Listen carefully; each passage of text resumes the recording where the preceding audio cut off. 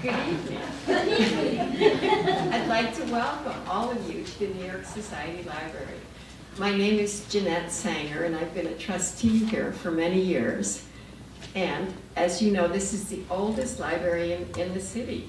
This evening, our speaker, Elaine Pagels, will talk about her memoir, Why Religion, with Sarah Holliday, our events organizer, who needs no introduction to any members. And she also sings beautifully. But I don't think she's going to be singing tonight. Well,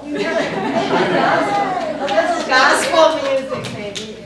Anyway, religion was very important to John Sharp, a missionary from Scotland who in 1710 came to the colonies, preached to the Iroquois, and accompanied British troops in maneuvers against the French. The mission of his life was to campaign for a public library in New York City. In those days, public library referred to subscription library, or anyone that paid a fee. In a 1713 proposal, Sharp discusses the urgent need of the city. There is hardly anything more wanted in this country than learning, there being no place I know of in America where it is either less encouraged or regarded. Sharp's collection of books relating to Christianity is one of the treasures of this library. Many of the books are in Latin, which very few people can read nowadays. Elaine Pagels is best known for research and publication involving a collection of over 50 ancient Greek texts discovered in Upper Egypt in 1945. After completing her doctorate at Harvard University, she participated with an international team of scholars to edit, translate, and publish several of these texts. I would imagine our Scottish missionary, John Sharp, might be shocked by some of Elaine's revelations. After publishing 2 monographs and several scholarly articles, she wrote the Gnostic Gospels, which won the National Book Award and the National Book Critics Circle Award. Then, having received the MacArthur Prize Fellowship, she joined the faculty at Princeton University in 1982. She continues to teach and do research there. She has published other books, including Beyond Belief, The Secret Gospel of Thomas, and most recently, Revelation, Vision, Prophecy, and Politics in the Book of Revelation.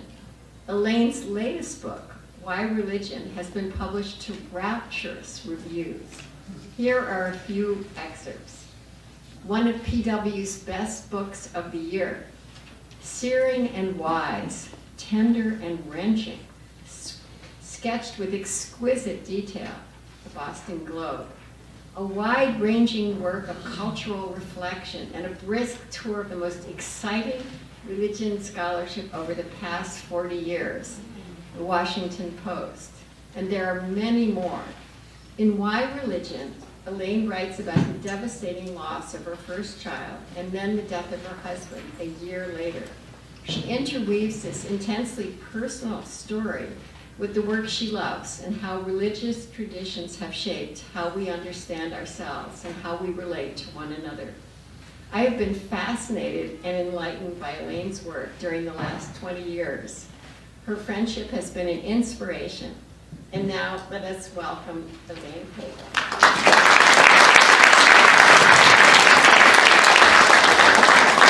So thank you, Jeanette, for introducing, and thank you so much, Dr. Pagels, for being with us this evening.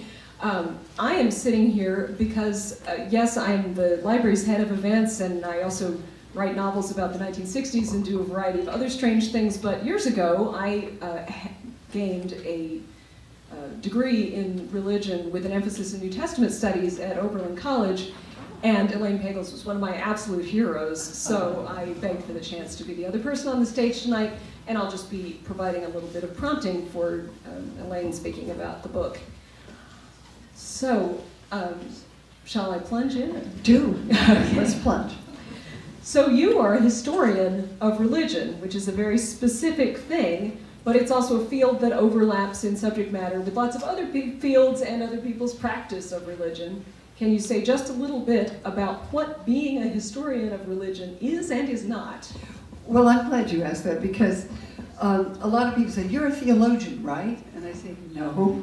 Theologians talk about God. I talk about people and the cultures we create. You know, last semester at Princeton, I had so much fun because one of my colleagues, Jonathan Gold, knows little about Christianity and a lot about Tibetan Buddhism. He translates 11th century texts.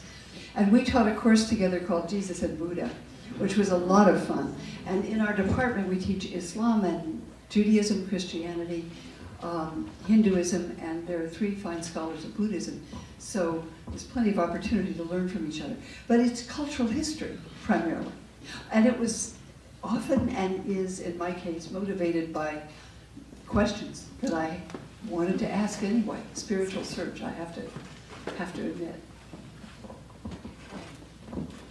So, question like, why religion, for instance, the title of your newest book. And in the past, your books have been wonderfully for a general audience and introduced some things that could otherwise be abstruse and scholarly, but they tend to be specific about the history of the idea of Satan or the Gospel of Thomas.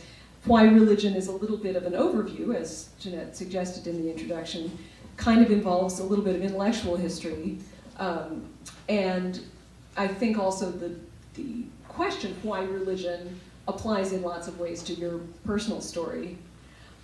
So the question of why you would want to study religion, why religion in that sense? Well, there's a lot of ways of talking about that. I mean, part of it was a question of people, the wonderful man I married when I was in my 20s. Whoops, can't have that. I think if she just holds it steady and just straight. Okay, I get too excited then. You know, he said, why religion? Why don't you study something that has impact in the real world? And I said, well, why do you do elementary particle physics? Can't even see them. I mean, do they matter? And so we had some arguments about that. But also because I was brought up in a family that was culturally Protestant, and really religion was very peripheral. My father had given it up for Darwin. And became a biologist and thought these are silly old folktales, there's nothing to it. And nobody would be interested in it if they had half a brain or if they knew anything about science. So that's the kind of snobbish attitude I grew up with. But then I got hit by it as an adolescent in a way that would have been embarrassing to talk about. It was kind of embarrassing to talk about it. A lot of evangelical critics of my work call me Elaine pagan. So to start the book at a Billy Graham crusade when I was 14 was really not what they expected. And I didn't either. I just ended up there that day because it was more interesting than being in Palo Alto, which is pretty boring. And San Francisco was always more interesting.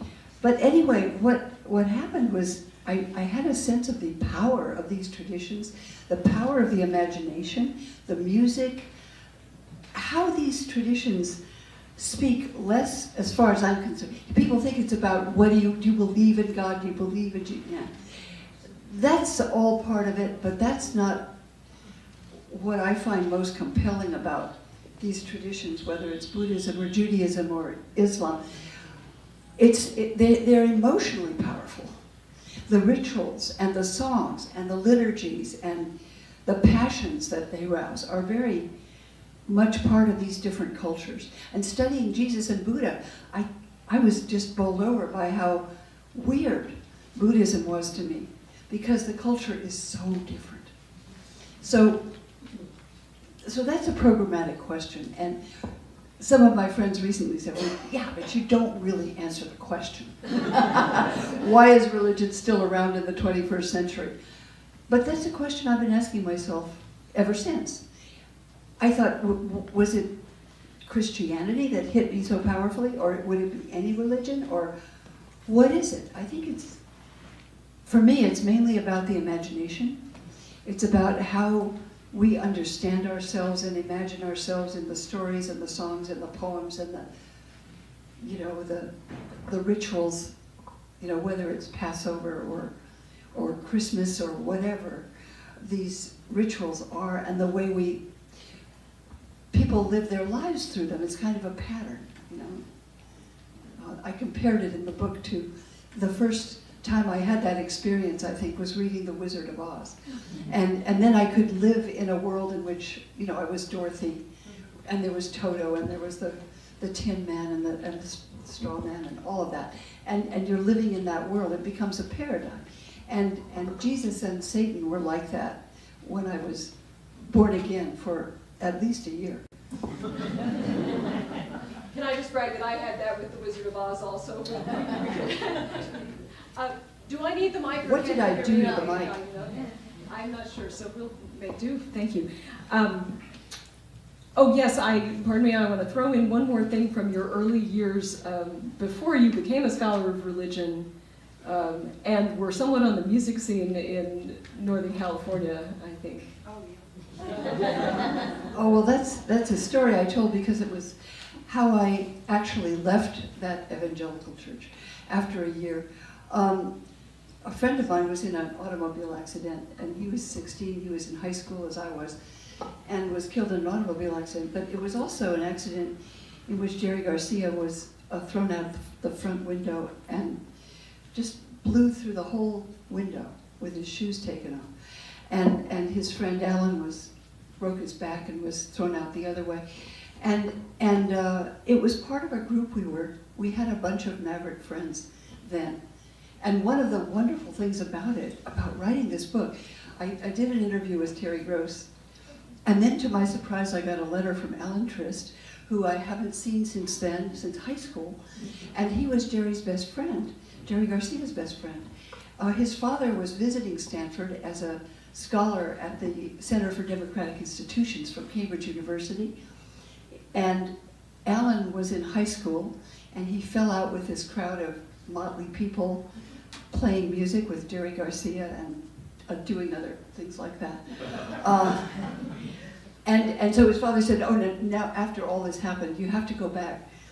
You have to go back to Cambridge University and get your degree, which he did in anthropology. And I just got this letter from him saying, and then immediately after getting his degree, he went back and became the manager of the Grateful Dead for 25 years. So, to his parents' huge dismay. And I got this letter from him saying, wow. He said, your book, The Gnostic Gospels, I read it, and it saved me from the murky waters of Roman Catholicism. And he said, but I didn't know it was you because you had then gotten married and you changed your name, and I didn't know it was Elaine. You know? So anyway, we're going to talk about it because he's going to write the definitive book, I think, because he lives to tell the tale of what happened in all those years, which I'd like to hear a lot more about. Thank you for indulging me on that one. So then you had become a rebel because you were hanging out with the future Grateful Dead. So that set you up then to, I'm joking, but to discover the Gnostic Gospels and the discoveries of the ancient texts that had been very unknown in the traditional circles up to that time. So what drew you to them, and why are they important? Well, I decided after I came to New York to study dance, and I didn't know anything because I grew up in California, except about dance, what was going on here. I mean, everything was going on here, but I didn't know that because my teacher knew Martha Graham, and her husband's name was Erica Hawkins? Anyway, so that's all I knew. So I came to on 63rd Street, there was a studio to be a dancer, and it was wonderful, except that I found out I was not good enough. I was pretty good, but in New York that didn't mean anything. I would be waiting on tables. So I decided I wasn't that much a devotee. And I wanted to go back and find out what was it about that experience that was so powerful, this thing with religion. So I went back to find out, what do we really know about Jesus anyway? And how did that movement start? It's such a weird story to start a world religion about this man that's crucified and killed by his enemies. I mean, how does that turn into what it turned into? And then I was just overjoyed to find out that my professors had file cabinets full of gospels I'd never heard of.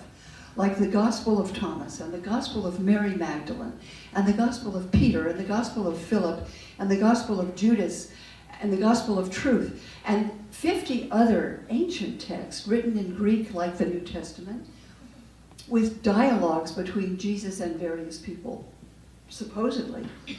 What do you make of that? We had an opportunity to find out, and this stuff was all heresy, right? And the bishops had burned and destroyed it. And that in itself was a huge puzzle. So we didn't know, what is this stuff? We got the chance to translate it and think about it, and then try to think, why was it all buried like that? And why did the bishops find it so dangerous? Well, one element of that might be, but feel free to contradict me, it might tie in with one of my favorite elements of why religion, also very much a theme of your really iconic book, The Gnostic Gospels, is the rediscovery of women's voices and roles in early Christian communities that then got minimized by other narratives. Can you talk a little bit about why that aspect of this history has stuck with you and been meaningful for you, despite the continued misogyny, let's face it, of so much organized religion? Oh, well, yes, it was a surprise to find out that that was part of the story of the early movement. That, you know, some people would say, well, this stuff sounds kind of New Age. And I'd think, well, you know, 2,000 years is not that new. We didn't make it up. But what I love about these texts, when I read the Gospel of Thomas, and I came across this saying, and you know, I always go back to it, saying 70, in which Jesus says, if you bring forth what is within you, what you bring forth will save you. If you do not bring forth what is within you, what you do not bring forth will destroy you. And I thought, wow, you don't have to believe that. It just happens to be true, you know? And there are other sayings like that. And these sources, these sayings, are experiential. They're not dogma. They're not doctrine. It's not about believe in this, believe in that at all. It's about you know, the human condition and how we understand it.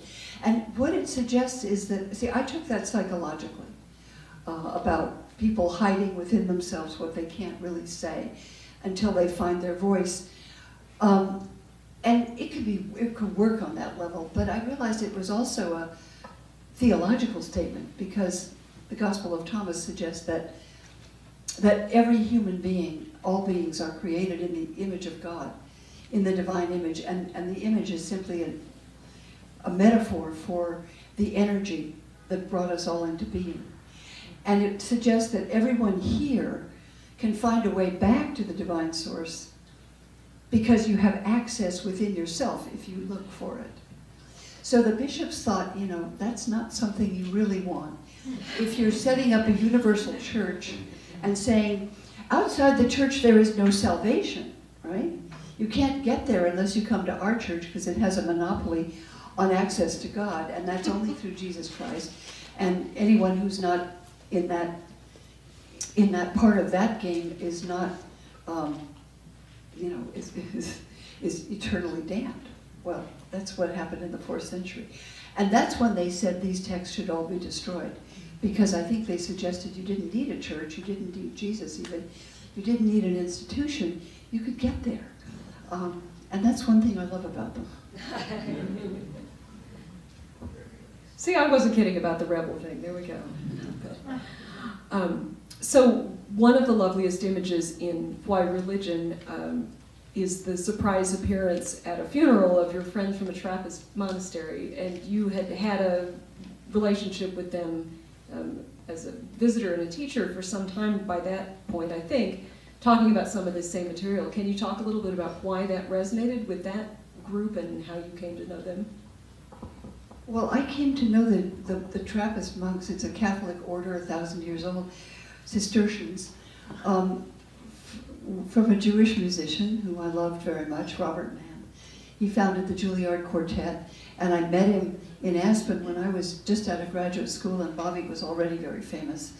And the quartet, the Juilliard, was playing Beethoven's 132 quartet once when we walked into the music tent. Fabulous. I'd never heard anything quite like the way they played it that day. And Bobby had said he was invited to become their first Jewish monk. And he brought music to the monastery because the monks couldn't go to his concerts. So he invited a few friends, including my husband and me. My husband was somebody he used to climb mountains with. So they invited us up to the monastery. We met the monks, and it was a very powerful and beautiful place. It's way up in the mountains, 5,000 acres the monks have. It's about 10,000 feet, very beautiful and very secluded. And there's a deep well of silence and spirituality there that, even though I sort of have a kind of cultural Protestant apprehension about Catholicism and some of its attitudes, I came to love those monks in that place. And they were great, actually. And Still are. Yeah, the Gospel of Thomas got in there. Well, yeah, Thomas Keating asked me to come and talk to the monks about the Gospel of Thomas. And I said, well, I won't talk about it, I'll just give it to you. So I Xeroxed. It's only 15 pages. I gave it to them and asked them what they thought. And they really liked it. And this year, this last summer, the abbot, Joseph, asked me to come and talk about something else. So I talked about the Gospel of Truth, which is a text that I'm sort of falling in love with. And I write about it a little in the book. I'm writing an article about it now, a scholarly article. And I wondered what these monks would think about this heretical myth. And they really loved it, which I liked a lot. But I wanted to translate scholarly work into work that anyone interested in the subject could read, because my husband's friends were mostly either artists or scientists, and they thought religion was really weird. And I wanted to say, no, this is really exciting material. So that's why I wrote these other books, and I loved doing that. One of the other things I loved in Why Religion was the description of the partnership between you, Dr. Pagels, scholar of religion, and Dr. Heinz Pagels, who was a physicist, as you mentioned already. And I was also delighted to find out that the library has 3 of Heinz's books in our collection. So both of you seem to be people who are very deeply in the scholarship of your own very specific fields, but also have this capacity to share it with a general audience. Was that a happy writing partnership? Well, it was a very lucky marriage.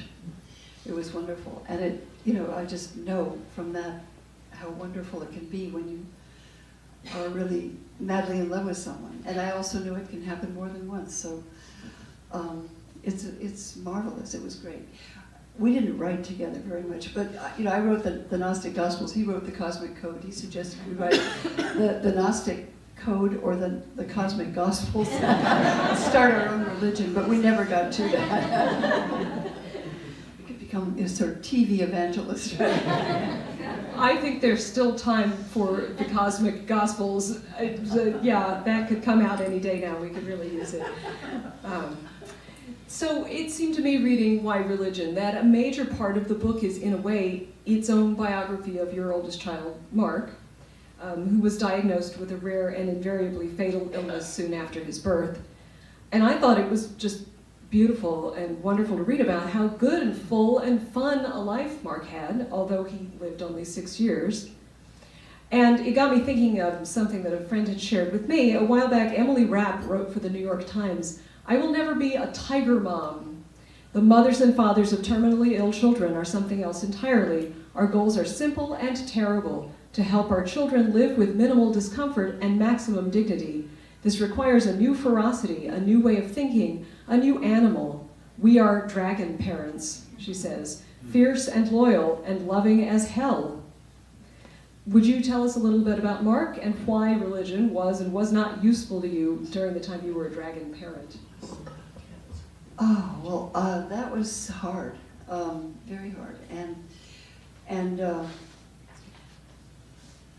it kind of, drew me back to some of the music of the Church of the Heavenly Rest. And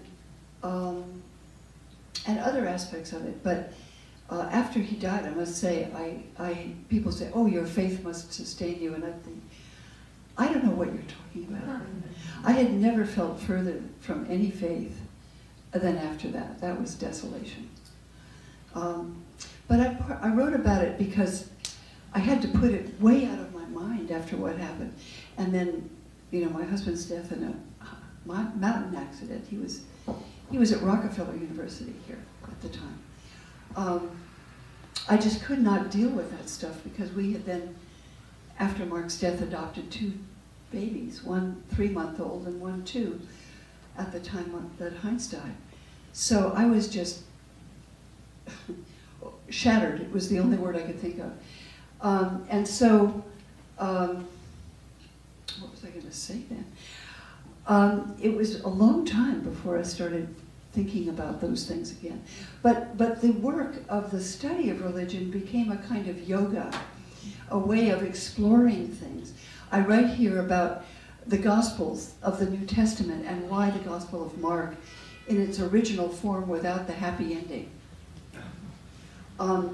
spoke to me very deeply, because that's kind of the way, that's the world I was living in.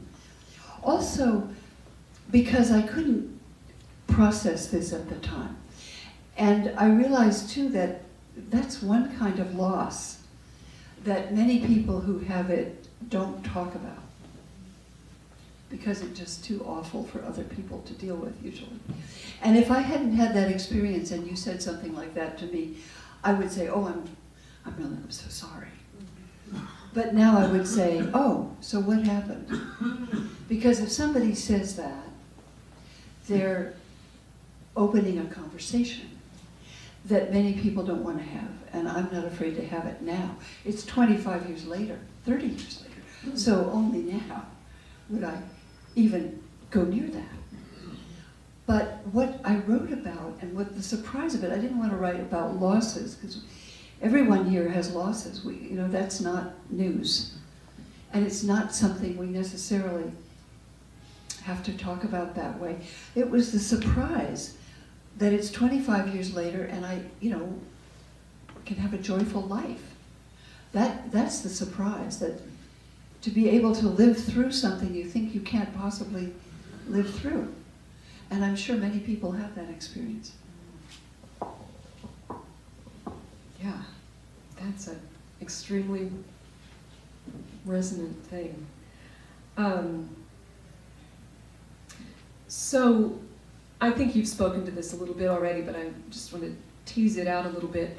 This question of why religion, and obviously if you're working as a scholar of religion, continuing the scholarly work through some of this period, as you say, is its own practice, which was perhaps helpful. But did you find that people said to you after Mark's death and then Heinz's death, how could you possibly be focusing on religion at a time like this? Why does that continue to be important to you as a scholarly study, as a thing of interest? The phrase Job's friends comes to mind. I think it may be in the book somewhere. No, it may be in some other book I read recently somewhere. Anyway, maybe you had better friends than Job did. I don't know. And also kind of, so you studied primarily Christianity and of course then Judaism as an element of that study. Do you think there are any other traditions that do well or better with loss? Well, yes, I do, actually. I think that the Buddhist, the Hebrew Bible says, we wouldn't die, we wouldn't have pain, we wouldn't have oppression or anything bad if we hadn't done something bad. Somebody did something wrong. And, that doesn't make sense to me in terms of biology. I mean, the kind of creatures we are we get born and we die, and that's not about Adam sinning or anything like that. But this whole story pretends that it's somebody's fault if something happens. And that's one of the things I really had to write about.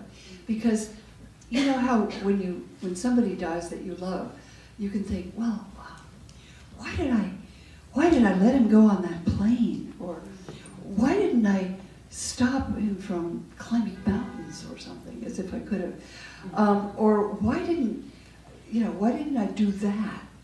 And of course, it's as though we think we could make a difference. And if we could have made a difference, one of my dearest friends said the day after Mark died, if you could have done anything to prevent it, you would have, right? Well, that's pretty elementary and obvious. And the fact is that so much of the things that happen and the losses we deal with, we're helpless. And I realized that feeling guilty about it, and parents of children, I mean, look, if you're a parent, your main job is to keep your child alive, right? And so if you can't do that, it feels like a failure, more than even other kinds of loss. And yet, I realized that that sense of guilt about why didn't we, was hiding something worse, hiding something that was more painful than guilt. And that's the reality of it. And the reality of it was we were totally helpless. There was nothing we could do. Nothing we could do. And it was more acceptable to think we had negative input than to realize the truth, which is there was nothing we could do. And that's really unacceptable. It's very painful, but it's also very grounding. And I realized at the time that I'd chosen unconsciously to feel guilty rather than helpless. This isn't particular to Christians or Jews. In the Hebrew Bible, I was reading a story about David and Bathsheba, right? And King David had Bathsheba's husband put in the front line of the army so he would get killed, so he could marry Bathsheba. And then the story says that she got pregnant and had a baby boy. And the Lord smote the baby because of the sin of David and Bathsheba. So it was their illicit sex that meant that the baby died. So if the baby died, it must be because something they did wrong. Now that's just typical of the Hebrew Bible, of the Christian story, and of the Hopi religion, and also of many others. I kind of like the Buddhist awareness that life involves suffering, and it's not anybody's fault necessarily, it's just the nature of the species. And, and that joy is kind of a miracle in all of that. So it's a very different, and I just felt it was a more grounded perspective. Thank you. So the last thing I wrote on my little cheat sheet here is kind of a re-emphasis of the value of this title, Why Religion? And it seemed to me that it's a question, it has a question mark on the cover of the book, but it also works a little bit as a noun, that some of what is going on here is a why religion as opposed to a because religion. Is that something that resonates with you? Yes, I mean, and one of my friends complained that I hadn't answered the question. Sorry about that. But there's so many, it was a programmatic question. It was a question that motivates the work.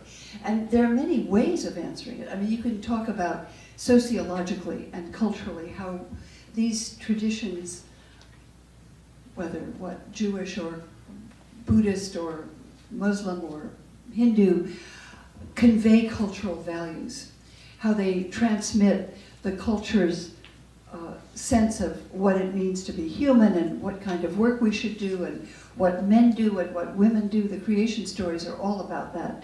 Very practical issues. And it's also important for me, and when I teach, to say, yeah, but do we agree with that? I mean, do we agree with the Hebrew Bible's assessment of, say, what men do and what women do? For example, I mean, it's maybe time to raise questions about that, as many people are, and to be aware of how we're shaped by the culture, and choose to what extent we say yes or no to any of that stuff. That's part of it.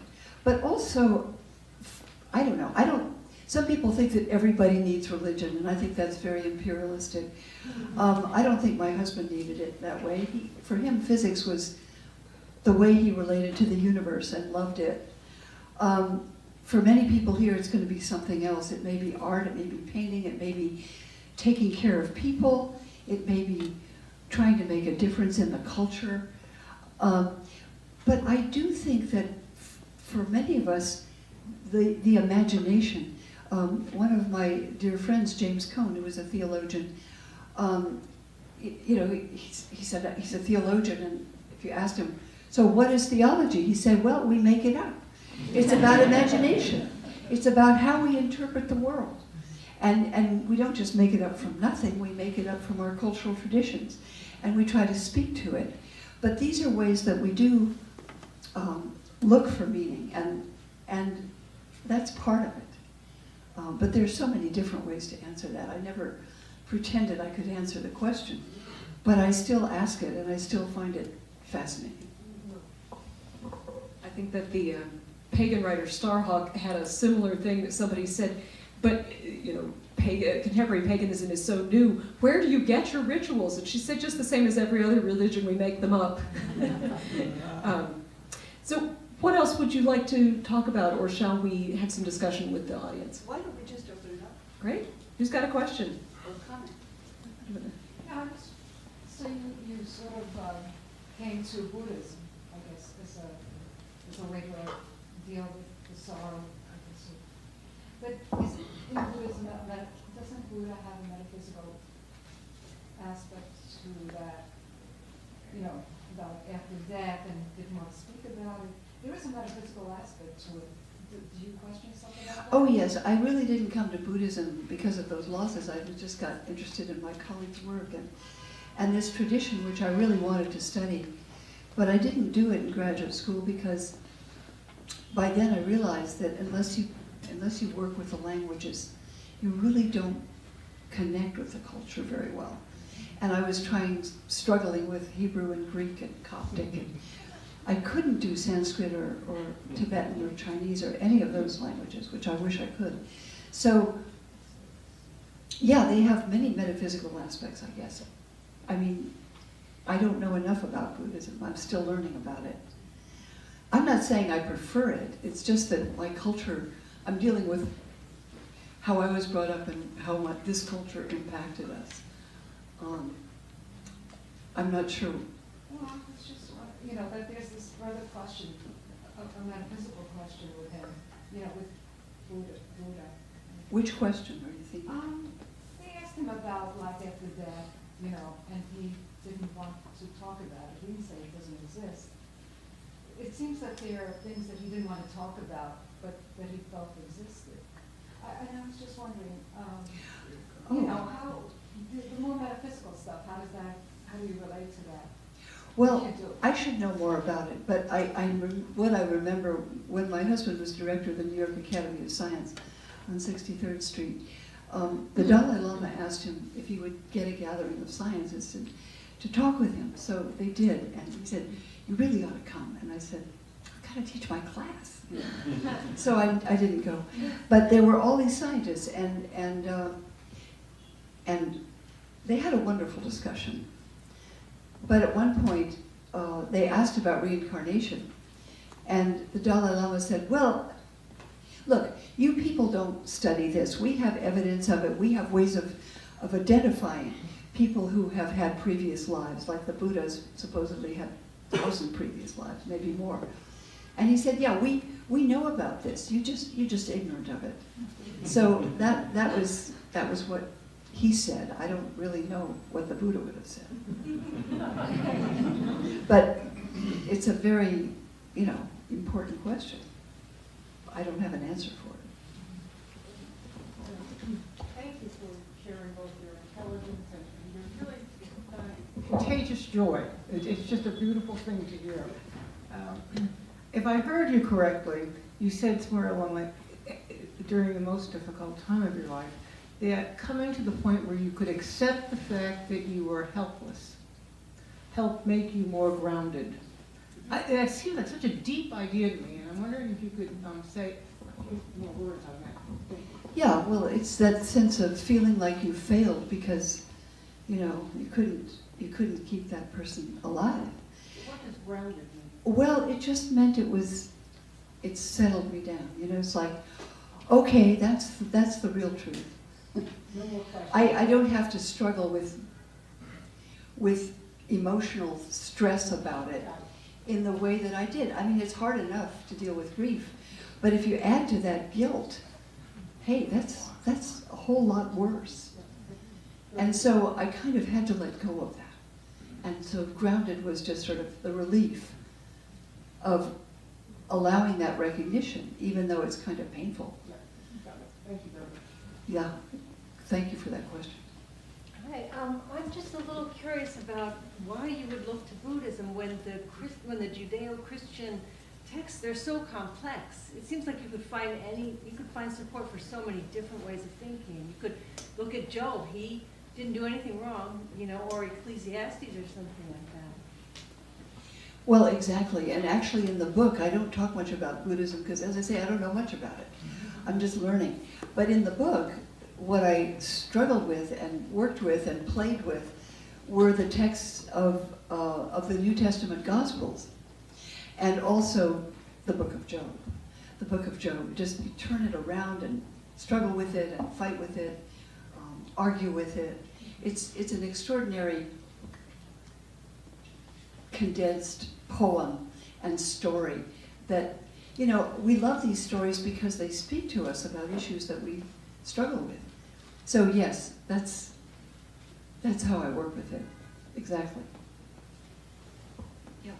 You asked the question, why religion, with profound respect for the interplay between religion and culture and helping us to understand our lives. I'm wondering if your students are like my children, who are millennials, who ask the question, why religion, with a lot of cynicism? Well, yeah, my children don't have much use for it now. It's funny, I just got a letter from a friend who said, you know, after his bar mitzvah, he just said, hey, I'm done. Right. And now it's quite a bit later, and he said, suddenly I thought when I read your book, he said, well, I thought there was a lot of hypocrisy, a lot of showing off on the holy days. Who needs that? Yeah. He didn't need it. He's a law professor at Harvard, he didn't need it. And he said, now I'm asking why not? and one thing I find about participating in religious rituals and the music and the poetry and immersing myself in this stuff is that I was thinking how some people go into despair, right? From whatever happens to them in their life. I saw it happen to my mother-in-law, who was a very lovely, beautiful woman. And she was from a long line of Lutheran pastors, my husband's mother. And she'd given all up religion. She was a rationalist, you know, music, opera, but, you know, philosophy, but religion, no. And she just broke when these things happened. And I understood that very well, all too well. But there were no resources. And I grew up in a culture in California, in Palo Alto, academic family, scientists and all that. There were very few resources to deal with death.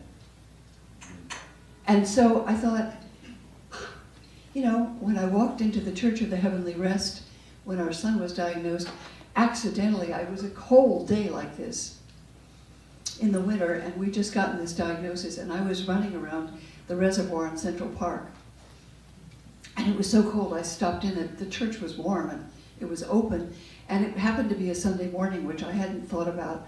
And suddenly there was this music, you know, this amazing music, and I thought, wow, I could actually come here on purpose. and what I find is that Clifford Geertz, the anthropologist who used to be at the Institute for Advanced Study, was studying Balinese cremation rituals. And he said the work of culture is to make suffering sufferable. And I thought, well, that's part of it. It's also to celebrate. Right? The work of culture also helps us celebrate. But I do think that those rituals, those poems, those stories, like the story of Passover, which is a story about coming out of slavery into freedom, the story of Christmas, the story of Easter, these are very familiar to most of us, whether we're religious or not. These are stories that move toward hope. And that's what these traditions often do. And sometimes you think, really? Does that make any sense? Do I really believe that? You know, but they actually do sometimes have the capacity to sustain hope when otherwise there's no rational reason to have it. So I think that's a very major part of why they survive. Not just about beliefs, but about the way we feel. Have you found any cultures that have no religion? Pardon me? Have you found or been able to study any cultures that have no form? Not that I know of. Have you? Has anyone? I mean, and you'd think, well, you know, if you were like my father, and you'd say, well, look, it's just bad science, really. You know, the world wasn't created in 6 days, you know. You wouldn't need it if that's what it was. But that's not what it is, you know. It's about how we interpret our lives. So I don't think there is a culture that doesn't do that with poems, with music, with rituals, with songs and stories. Yeah. It seems like a lot of cultures have a lot of things, and a lot of religions that have existed throughout history have a lot of things in common, and one of the most useful tools is the allegory, and that helps us to adapt to our stresses and strains in life, and that seems like a really relevant, practical aspect of it, no matter what you believe. I mean, to me, it's all a big mystery, and I never will know any more than I know, but the allegories are helpful. Yes, I think it's really important because it's a kind of peculiarly American, custom to read things literally. The creation story, do you think that's meant to be taken literally? 2,000 years ago, or 3 or 4? I mean, that's weird. Probably not. I mean, American fundamentalism, you know, in the beginning of the 20th century, set the stage for a lot of American attitudes about religion. But if you read the rabbis, and if you read the fathers of the church, they're reading metaphor, they're reading poetry. And I think of it, I always think of these religious traditions the way Marianne Moore talks about poetry. She says, poetry is imaginary gardens with real toads in them. And I thought, these stories have real toads in them, you know? Like the story of David and Bathsheba. A baby dies. That does happen. And in the ancient world, it happened very often. So it speaks to that. But the stories aren't meant to be taken literally. They're meant to speak to the way we interpret things. Exactly. So I'm really glad you mentioned that. I read your book, Adam and Eve and the Serpent, because on the Sunday Bulletin, the Episcopal priest said, whatever you do not read this book. Who said that? This was an Episcopal priest Really? in New York. Oh, wow. Not one that I know. But I wondered, why is it that your work would be viewed as threatening versus enlightening? Because so many people have been indoctrinated with the idea that you have to take it literally. That's why they call me Elaine Pagan. It's because, you know, I'm teaching people not to take it that way. You know? So that's threatening to a lot of, there are a lot of Christians who've never taken it literally. It's always been songs and stories and poems and ways of speaking about release, right? Like the Exodus story. So at Passover, everybody says, all of us should be like the people who've come out of Egypt. And everyone comes out of Egypt and so forth. And it's a ritual that talks about moving toward freedom, whatever that might mean to that particular person at that particular moment. Literal freedom from slavery, freedom from other kinds of bondage and captivity, the story of resurrection, the story of a miraculous birth of a baby. I got a recent email about, do I really think that Jesus was born of a virgin? I said, well, That has nothing to do with anything, I believe. I remember sitting around a table at Union Seminary when I first came out of graduate school, and I was invited by the head of my professional society, a very distinguished scholar, Raymond Brown. Actually, Raymond Brown reviewed my book in the New York Times, and the good news was I was just out of graduate school, and my book was reviewed on the front page of the Sunday New York Times. And the bad news is it was reviewed by a major scholar of religion, senior scholar, highly respected, of Bible. And he said, this stuff was rubbish in the first century, it's still rubbish. He said that. And he said, well, she's a pretty good scholar, but this is deceiving the public because this text had nothing to do. Anyway, he was also a Sulpician priest, dedicated to the preservation of orthodoxy in religion. And the editor of the New York Times had no clue because he was teaching at Union Seminary. And I guess he thought he was a Protestant. But, but I was sitting around a table with Raymond Brown because he thought, maybe I have to have a woman in these discussions. And I was the only one who'd written a book published by a professional society, so he thought it was okay. And the book was about Mary, the mother of Jesus. And there were these 12 scholars, all men, Protestants and Catholics. And they were all talking about how Mary became pregnant. And I thought, I just can't laugh.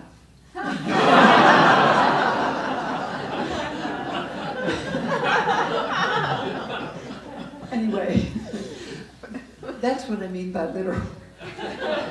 And I think there are plenty of good reasons why that story is told that way in Luke and Matthew. Because in Mark, Jesus is said to be the son of Mary. And that's not what you would call a Jewish boy if he had a legitimate father. So Matthew creates a genealogy and a husband for Mary, which Mark doesn't have. And Luke creates a different genealogy for the same man. Both of them going back to King David to make Jesus certifiably royal. So it works pretty well, and it's a wonderful story. But do I take it literally? I hope I'm not offending you, but I don't. I was wondering if you could talk a little bit about the controversy surrounding the Gnostic Gospels. I remember when it came out, there was just tremendous consternation, and I could never really quite understand. So I was wondering if you could shed some light. Yeah, why the controversy about the Gnostic Gospels? I got hate mail, a lot of it.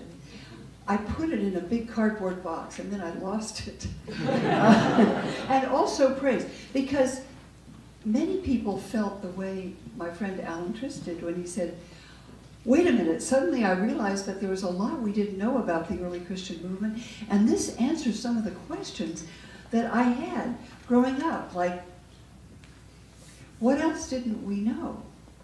And this is very liberating to realize that there were other texts and there were other sources, and now there are many more of them. And I think I'd love to write a book about how did the development of the Christian movement look if we really add those texts and see that maybe even Paul had read the Gospel of Thomas. I don't know if he did or not, but he quotes one of the sayings in his letter. I don't know, it's pretty strange. But many people, like Raymond Brown, thought, wait a minute, you're saying that these Gospels should be considered like the New Testament? Really? Those are the right ones, and these are the bad ones. You know, those are the real Gospels, and these are the fake Gospels. Well, how do you get that idea? You get it from the fathers of the church, who said, look, there are authentic Gospels and there's heresy. And all these were denounced as heresy in the 2nd century by Bishop Irenaeus, one of my favorite characters, who said, the heretics say they have more Gospels than there really are. But really they have no Gospels that are not full of blasphemy. And one of them is the Gospel of Truth, and one of them is the Gospel of Thomas. And they say they have the Gospel of the Hebrews and all this other stuff. Well, it's all nonsense, because there are only 4. And why? If you ask Irenaeus, he says in book 3 of 5 volumes written against the heretics, because there were a lot of Christians who didn't believe it that way. Why? Because he said, well, there are 4 corners of the universe, and there are 4 principal winds, and therefore there can only be 4 gospels. So it makes perfect sense. You know, there are 4 pillars that hold up the sky, so there are 4 gospels that hold up the truth, and that's why. And so it's a scientific explanation. So that really offends people who were shaken by the idea that maybe what you find in the New Testament didn't just drop from heaven, it was written by somebody. So now we're studying it as if it were literature. I mean, we also study it, a lot of us, as if it were inspired, some of it anyway. And I always think it's interesting, if you really believe something or respect something, why do you feel it's threatening to have someone, not just quite, because you didn't question, you had a different perspective. I mean, I found it so fascinating because I had really just barely heard of the Gnostic Gospel. And I could not figure out why, when someone is opening up a whole new realm of possibilities, if I were really a devout believer in a creed, I wouldn't understand why that would be threatening and not provocative. Well, it is still threatening. If you look among scholars today, I mean, all over the world, people are working on these texts. You know, from everywhere in the world, Asia, Africa, China, not so much China, they don't do that so much in universities, but all over the world, people study these texts. And there's 2 different views. One is that these are really interesting and they add to what we know about the early Christian movement, and I'm in that camp. And the others, like Simon Gathercole at the University of Cambridge, where Alan Trist went to school, have written massive monographs to show that the Gospel of Thomas is just very derivative. There's nothing original about it. It's worthless, really, because it's not one of the real Gospels. Because there's something about sacred scripture and getting it right and the Bible being true at a different level of anything else being true, right? A different quality of truth. Well, okay, they may be for people here. They may be for any of us. But the question I would ask is, do you find them that way or don't you? But see, then you every question is about authority. And so many people think religion is a bunch of answers to a bunch of questions. And I think it's a lot of questions. But if you think it's a lot of answers to a lot of questions, then, you know, this stuff is really what you don't want to read. Do you believe in heaven? And if you do, what is it for you? Oh, that's a great question. I don't know. Could you repeat the question? Do you believe in heaven? And if so, what is it for you? I don't know.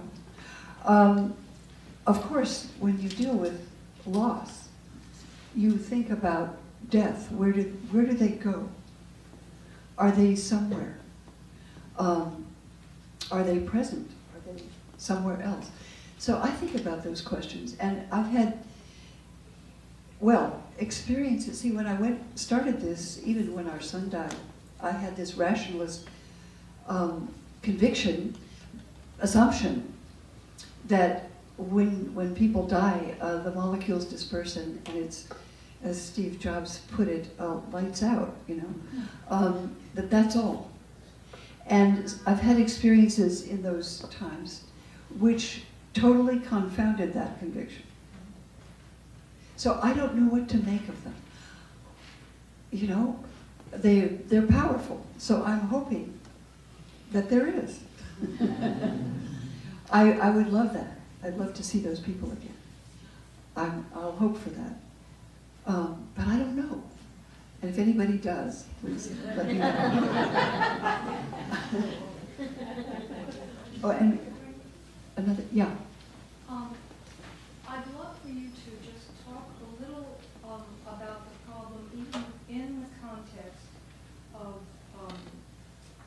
the gospel, how one as a scholar and a translator confronts the new translations that have come out, which some of them are absolutely extraordinary, and the individual words that are used introduce entirely new ways of thinking about these things. Some of the texts from Nagamati, you mean? Well, I'm thinking of, there's a relatively new translation by, I can't remember, this is terrible, the name of the author, but he teaches at Notre Dame, and it's a translation of the New Testament. And it was one of the most extraordinary things I've ever read, because the rhythms, it's supposed to be the most literal translation that exists. Oh, interesting. And you begin to read this, and just in terms of the somatic experience, even within the body, if you're talking about it poetically, it totally shifts the relationship that you have to this text. It becomes much more immediate. One understands things about why perhaps the sense of apocalyptic urgency is there that was Yeah. so grasped. So I don't know, as a translator, Yeah. I love it. Really love it. Well, yes, that's why reading those languages is so wonderful. I don't know somebody who translated the New Testament at Notre Dame, but I'll have to. But Robert Alter at Berkeley just translated the whole of the Hebrew Bible. And he's a brilliant translator, and he knows poetry, and he knows the rhythms of it. His translation of the Hebrew Bible is phenomenal. So that's great. I love that. Although I'll have to get you the name. okay. But let me say something. I'd like to go back to the issue you raised, because one thing I decided to do in this book, which was a hard decision, was write about things I couldn't explain. I was having tea with Marie Howe, who's a poet laureate of New York, and she wrote a beautiful poem. She's raised Catholic. She wrote a beautiful poem about the angel Gabriel appearing to Mary, and Mary has this sense of overpowering love. It's called Annunciation. You know the poem? And I said, Marie, that's such an amazing poem. How did you write that? And she said, oh, well, it happened to me. I had that experience. But of course, I couldn't say that. And I said, why not? And she said, well, that's the last taboo, to suggest you had a religious experience. So yes, I had experiences that confounded the rationalism that I was brought up with, that suggested that there are more breaks and gaps and surprises in the universe than the rationalists ever imagined. And I don't know what to make of them. Some sense that, yes, somebody's speaking who has died. Many people have those experiences. What do you make of them? I don't entirely know, but I know they happen. So that's another aspect of it, that rationalism is confounded by things that we actually experience sometimes, if we allow those experiences to emerge. So thank you for raising those questions. Thank you so much. This has just been fantastic.